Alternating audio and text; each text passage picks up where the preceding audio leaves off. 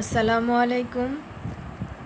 একাদশ দ্বাদশ শ্রেণীর প্রিয় শিক্ষার্থীরা, মহিলা কলেজ চট্টগ্রাম আয়োজিত ফিন্যান্স, ব্যাংকিং ও বিমার দ্বিতীয় পত্রের অনলাইন ক্লাসে তোমাদেরকে স্বাগতম জানাচ্ছি। আমি রুমানা স্বপ্নম, প্রভাষক ব্যবস্থাপনা বিভাগ, মহিলা কলেজ চট্টগ্রাম। বর্তমান এই বিরূপ পরিস্থিতিতে আশা করি তোমরা সকলেই সুস্থ আছো এবং তোমাদের সকলের সক্রিয় আন্তরিক অংশগ্রহণের মাধ্যমে আমাদের পড়াশোনার ক্ষেত্রে যে বিরাট ক্ষতি হয়ে গেল, আশা করি আমরা সকলে সেই ক্ষতি কাটিয়ে উঠে সামনে এগিয়ে যাব। আমরা সামনে এগোতে চাই, কিন্তু কিভাবে এগোবো? তাহলে আমাদের অনেক বেশি অনলাইন শ্রেণী কার্যক্রমে সক্রিয়ভাবে অংশগ্রহণ করতে হবে, অনেক বেশি বাসায় পড়াশোনা করতে হবে। একই সাথে আমরা সুস্থ সংস্কৃতি চর্চার মাধ্যমেও কিন্তু এই সময়টাকে কাজে লাগাতে পারি। কারণ আমরা যখনই বাসায় দীর্ঘ সময় থাকবো, বাইরের নানান বিরূপ পরিস্থিতি কিংবা খারাপ কিছু আমাদের মনকে গ্রাস করতে পারে। যেমন ধরো মাদকের ভয়াবহতা সম্পর্কে তোমরা সকলেই জানো। আশা করি তোমরা এই সকল খারাপ দিক থেকে তোমরা দূরে থাকবে এবং তোমরা সুস্থ সংস্কৃতি চর্চার মাধ্যমে, পড়ালেখার মাধ্যমে এই বিরূপ সময়টাকে কাটিয়ে উঠবে। আবার আসা যাক পড়ালেখার। আমাদের আজকের ক্লাসে আলোচ্য বিষয় হলো কেন্দ্রীয় ব্যাংক। কেন্দ্রীয় ব্যাংক খুবই গুরুত্বপূর্ণ ফিন্যান্স, ব্যাংকিং ও বিমার বিষয়ে। কেন্দ্রীয় ব্যাংকের আমরা প্রাথমিক বিষয়টা হলো কেন্দ্রীয় ব্যাংকের সংজ্ঞা এবং কেন্দ্রীয় ব্যাংকের কার্যাবলী সম্পর্কে আজকে ভালোভাবে জানার চেষ্টা করব। একই সাথে কেন্দ্রীয় ব্যাংকের কার্যাবলী যখন আমরা পড়ব, কেন্দ্রীয় ব্যাংকের আওতা পরিধি সম্পর্কেও আমাদের ধারণা হয়ে যাবে। অর্থাৎ আমরা একই টপিকে দুটো বিষয় সম্পর্কে জেনে ফেলব এবং এরই মাধ্যমে আমরা কেন্দ্রীয় ব্যাংকের সংজ্ঞা ব্যাখ্যা করতে পারবো এবং কেন্দ্রীয় ব্যাংকের কার্যাবলী ব্যাখ্যা করতে পারবো। তো চলা আমরা কেন্দ্রীয় ব্যাংকের সংজ্ঞা সম্পর্কে জানি। কেন্দ্রীয় ব্যাংকের সংজ্ঞা: একটি দেশের ব্যাংক ব্যবস্থা, মুদ্রাবাজার নিয়ন্ত্রণ এবং নোট ও মুদ্রার প্রচলনে যে প্রতিষ্ঠানটি মুখ্য ভূমিকা পালন করে, অর্থাৎ গুরুত্বপূর্ণ ভূমিকা পালন করে, সেটি হচ্ছে কেন্দ্রীয় ব্যাংক। সাধারণ অর্থে,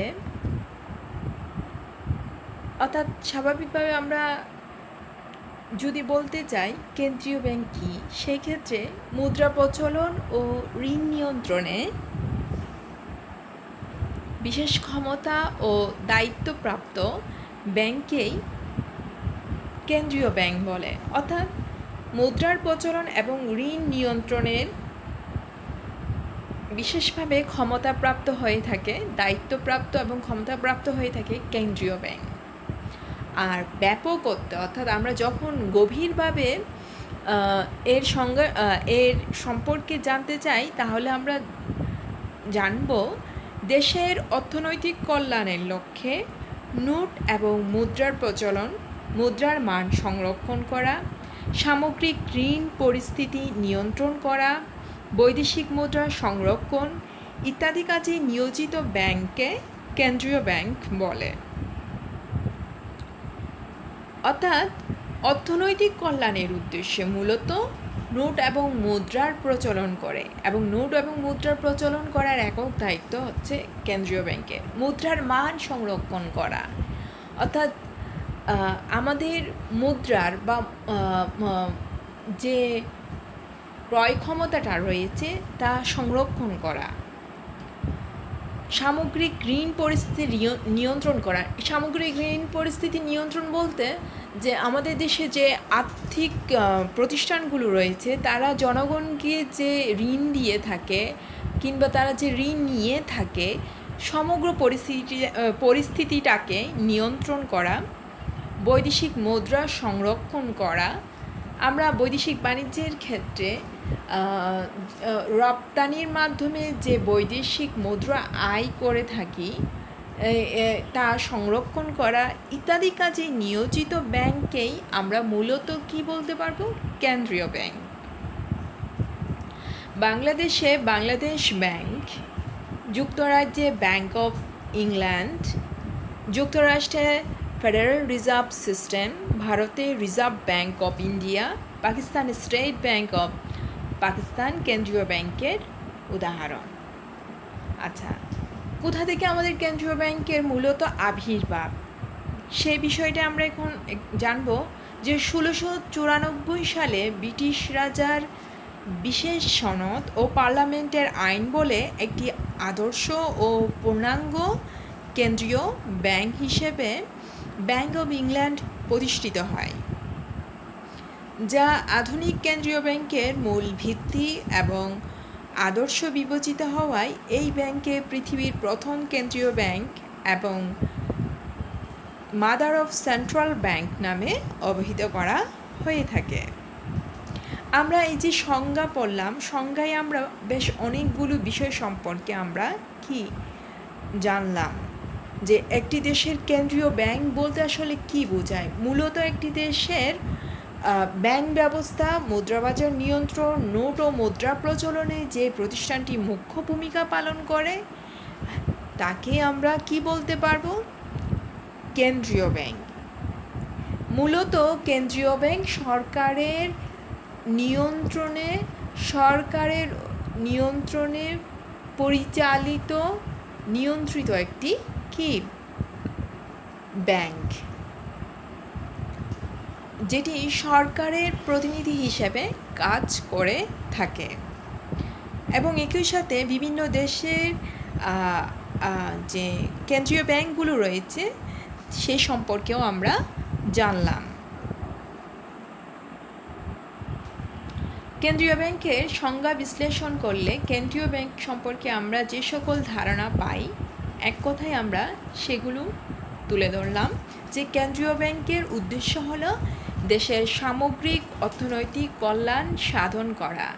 আমরা এর পরের ধাপগুলোতে আমরা হয়তো জানতে পারবো যে ব্যাংক মূলত কি হয়, মুনাফা অর্জনের উদ্দেশ্যে কাজ করে থাকে। কিন্তু কেন্দ্রীয় ব্যাংকের প্রধান উদ্দেশ্য হলো দেশের অর্থনৈতিক কল্যাণ সাধন করা। কেন্দ্রীয় ব্যাংক মুনাফা অর্জনের উদ্দেশ্যে গঠিত হয় না। 2 নাম্বার, দেশের নোট এবং মুদ্রা প্রচলনের একক দায়িত্ব এই ব্যাংকের উপর ন্যস্ত। অর্থাৎ অন্য কোনো ব্যাংকই কিংবা অন্য কোনো প্রতিষ্ঠান এই নোট এবং মুদ্রা প্রচলনের একক এই দায়িত্ব কি এই দায়িত্ব পায় না। শুধুমাত্র কেন্দ্রীয় ব্যাংকেরই একমাত্র ক্ষমতা রয়েছে বা দায়িত্ব রয়েছে নোট এবং মুদ্রা প্রচলনের। 3 নম্বরে, দেশের সামগ্রিক আর্থিক ও ব্যাংকিং কাঠামোর নেতৃত্ব প্রদানের দায়িত্ব এই ব্যাংকের। অর্থাৎ এটি সকল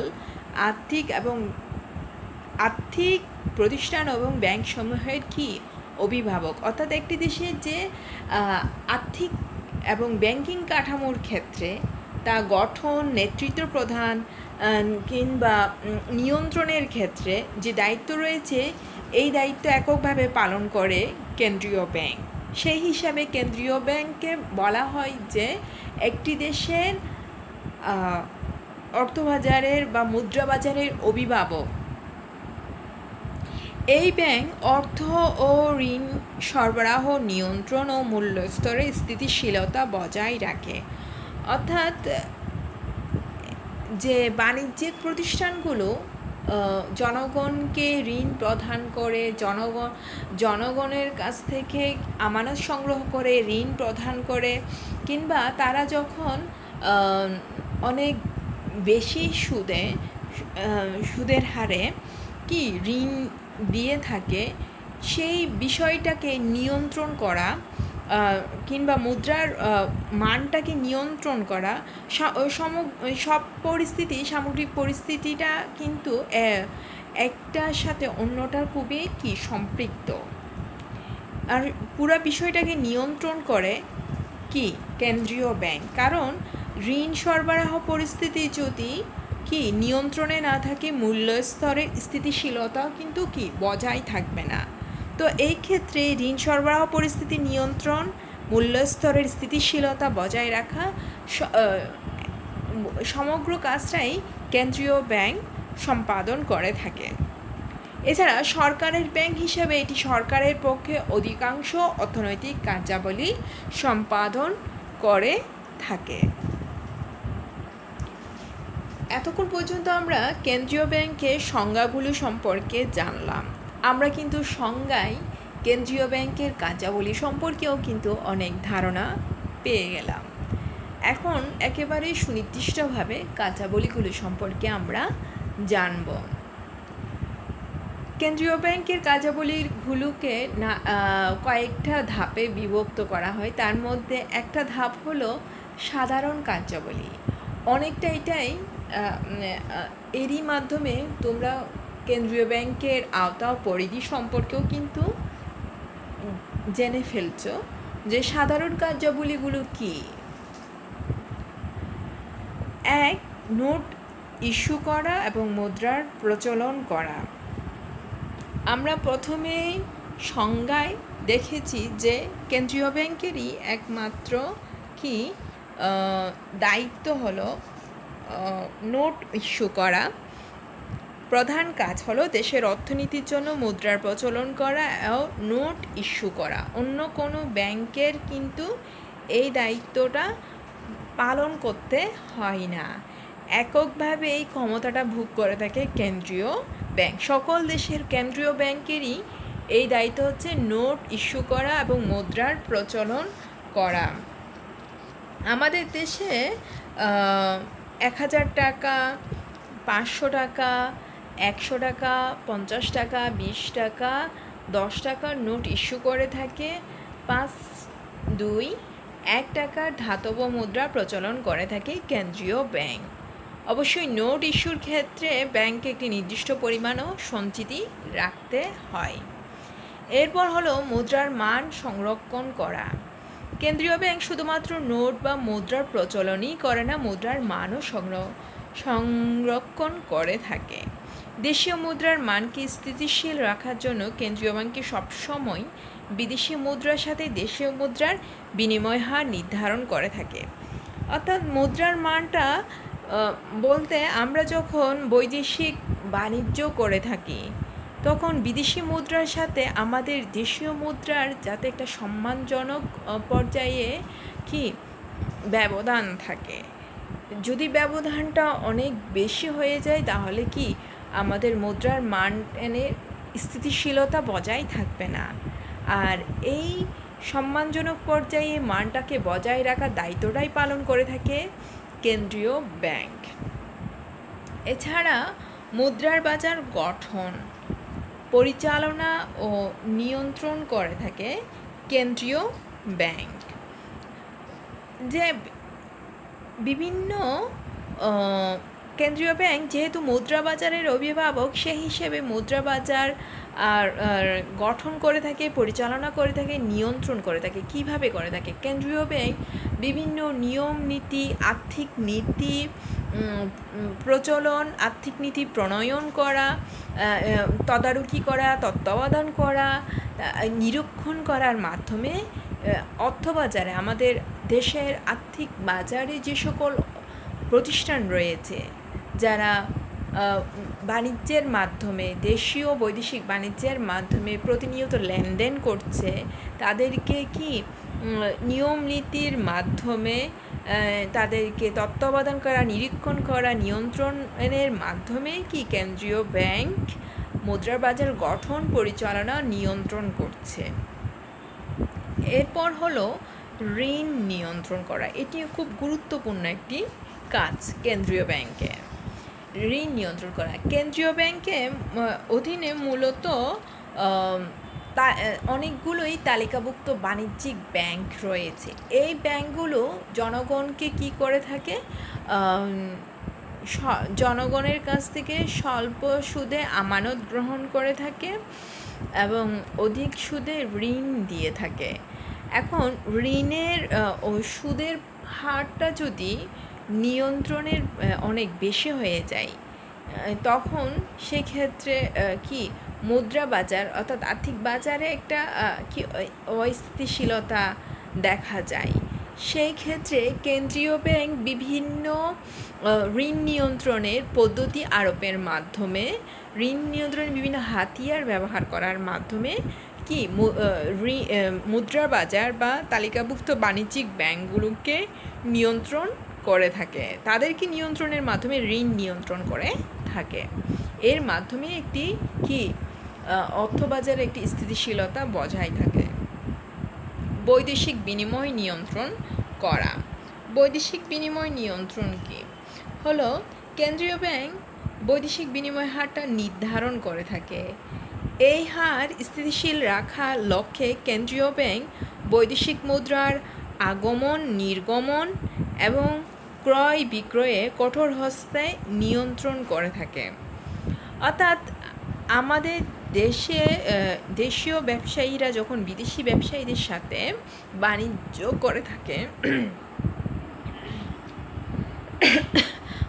করে থাকে তখন একটি বিনিময় হার নির্ধারণ করে দেয়। কেন্দ্রীয় ব্যাংকটি নির্দিষ্ট বিনিময় হার নির্ধারণ করে দেয়, যার মাধ্যমে তারা কি করে থাকে, তারা আর্থিক লেনদেন সমূহ নিষ্পন্ন করে থাকে। বৈদেশিক মুদ্রার আগমন, নির্গমন এবং ক্রয় বিক্রয় কঠোর হস্তে এতে নিয়ন্ত্রণ করা যায়।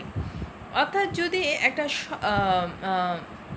কারণ বৈদেশিক কিংবা দেশীয় আন্তর্জাতিক নানা ঘটনার মাধ্যমে মুদ্রার মানটা, যে কোনো দেশেরই মুদ্রার মানটা কী হতে পারে, উঠানামা করতে পারে। এতে করে উভয় দেশেরই ব্যবসায়ীদের কিংবা কোনো এক পক্ষের কি ব্যবসায়ীদের ক্ষতিগ্রস্ত হওয়ার সম্ভাবনা থাকে। এই ক্ষতির হাত থেকে রক্ষা করার জন্য কি করে থাকে, কেন্দ্রীয় ব্যাংক বৈদেশিক বিনিময়টা নিয়ন্ত্রণ করে থাকে। এরপর হচ্ছে বৈদেশিক মুদ্রার রিজার্ভ সংরক্ষণ করা। আমদানি রপ্তানি বাণিজ্য পরিচালনার জন্য দরকার বৈদেশিক মুদ্রা। বৈদেশিক মুদ্রা তহবিলের সংকট এবং প্রয়োজনের অতিরিক্ত তহবিল উভয়ই অর্থনীতির জন্য ক্ষতিকারক। কেন্দ্রীয় ব্যাংক বৈদেশিক মুদ্রার যথাযথ তহবিল সংরক্ষণ করে থাকে। এরপর আমরা দেখব কেন্দ্রীয় ব্যাংক সরকারের ব্যাংক হিসেবে আসলে কি করে থাকে বা যে সকল কার্যাবলী সম্পাদন করে থাকে সেগুলো। তহবিল সংরক্ষণ কেন্দ্রীয় ব্যাংকের অন্যতম প্রধান কাজ হলো সরকারের ব্যাংক হিসেবে তহবিল সংরক্ষণ করা। তহবিল অর্থাৎ সরকারের জন্য একটা সরকারি তহবিল ও উদ্বৃত্ত সংরক্ষণ ও তত্ত্বাবধান করে থাকে মূলত কেন্দ্রীয় ব্যাংক। হ্যাঁ, কেন্দ্রীয় ব্যাংক সরকারের অর্থ অন্যান্য সম্পদ সংরক্ষণ করে থাকে, তত্ত্বাবধান করে থাকে। তাই বলা যায় যে কেন্দ্রীয় ব্যাংকের অন্যতম প্রধান কাজই হলো সরকারের ব্যাংক হিসেবে তহবিল সংরক্ষণ করা। এরপর আমরা দেখব অর্থ জমা গ্রহণ ও স্থানান্তর।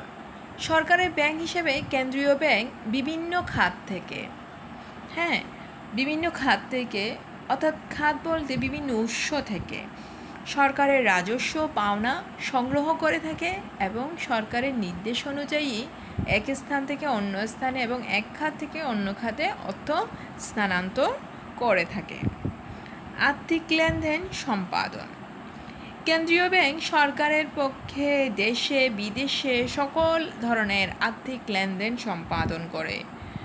হ্যাঁ, তা যেমন যদি কোনো দেশের সাথে সরকারের কোনো কি চুক্তি সম্পাদন হয়, সেই ক্ষেত্রেও যেমন কেন্দ্রীয় ব্যাংক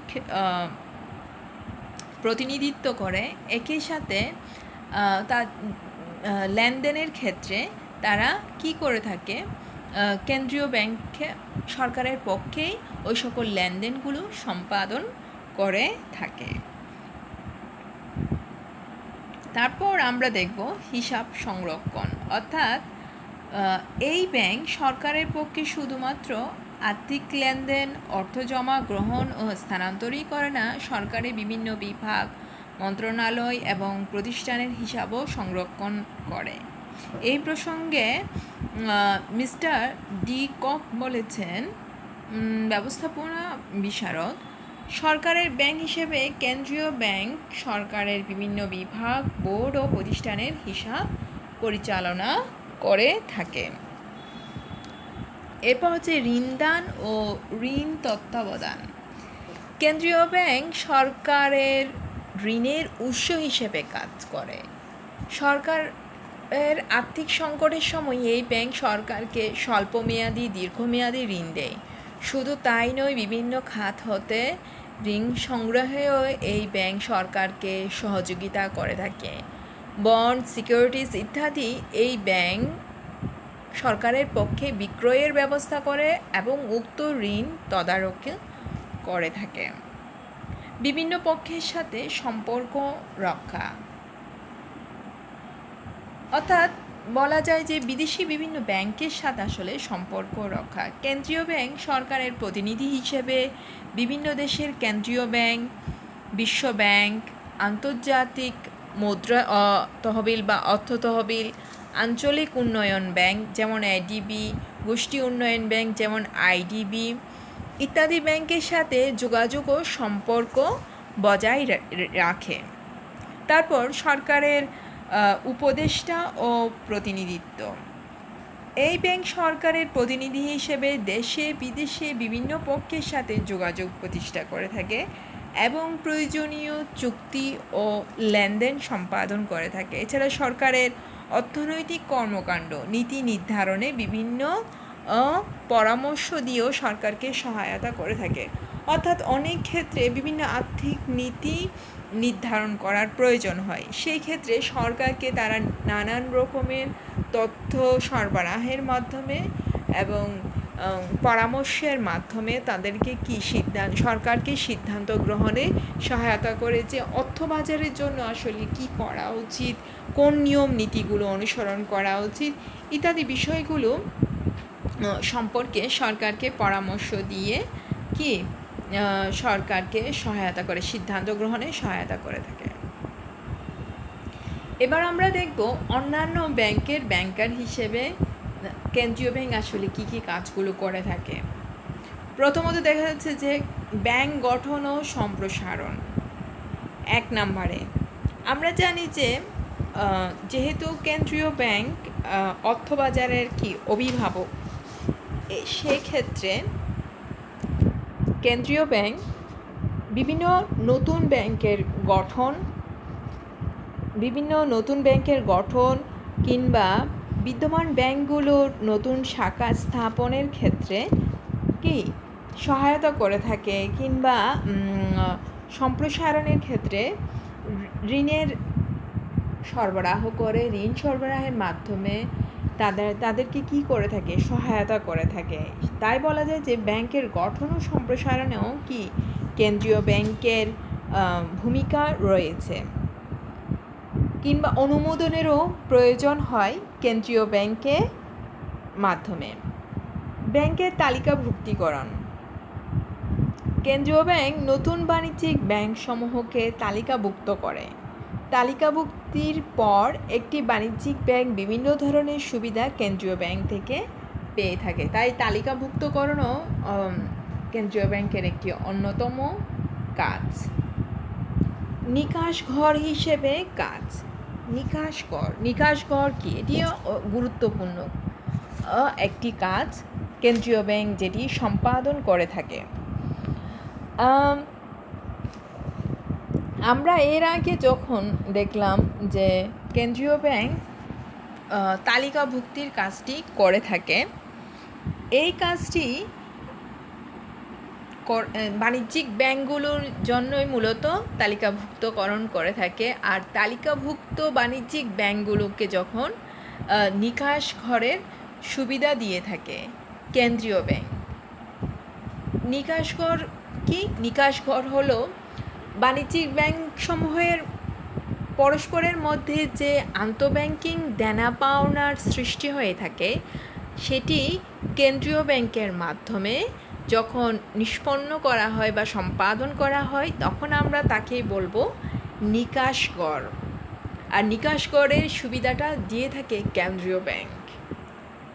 ঋণের শেষ আশ্রয়স্থল, অর্থাৎ যখন একটি বাণিজ্যিক ব্যাংক বা আর্থিক প্রতিষ্ঠান অন্য কোথাও থেকে অর্থ সংগ্রহ করতে পারবে না, অর্থের ঘাটতি দেখা যাবে, কোথা থেকে অর্থ সংগ্রহ করা তাদের পক্ষে সম্ভব হয় না, তখন কেন্দ্রীয় ব্যাংক তাদেরকে ঋণ দিয়ে কি সহায়তা করে থাকে।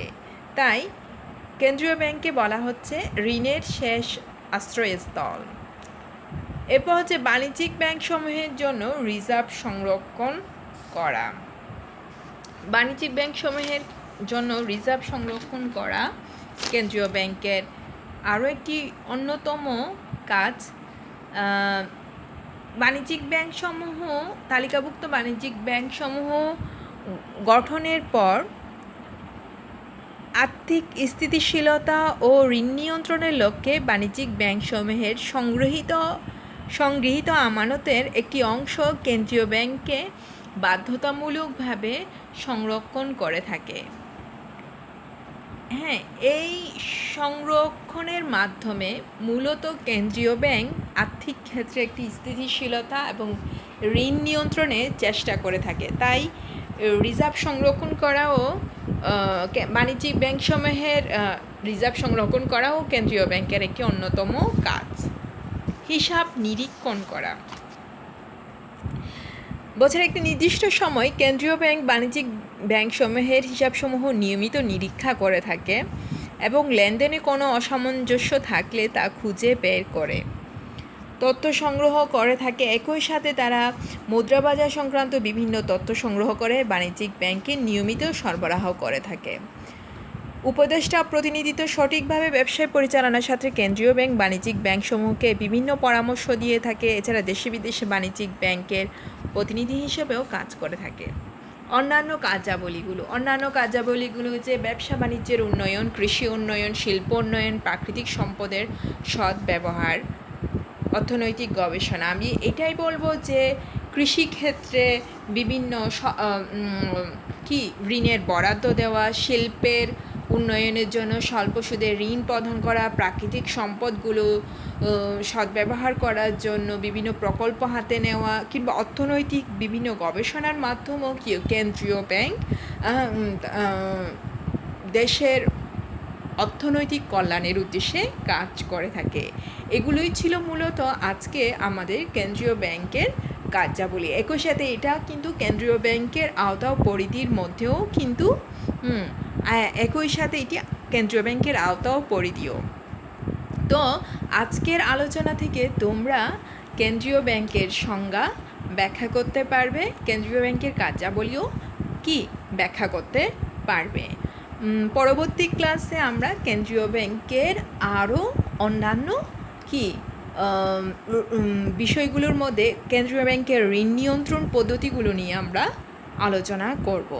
আজকের মতো আশা করি তোমরা সকলেই এই ক্লাস থেকে তোমরা সকলেই উপকৃত হবে এবং তোমরা আরও অনেক ভালোভাবে পড়ার চেষ্টা করবে। আশা করি সবাই সক্রিয়ভাবে অংশগ্রহণের মাধ্যমে আমাদের ক্লাস অনেক বেশি ফলপ্রসূ হবে। সবাই সুস্থ থাকো, ভালো থাকো। আজকের মতনই আমাদের ক্লাস শেষ করছি।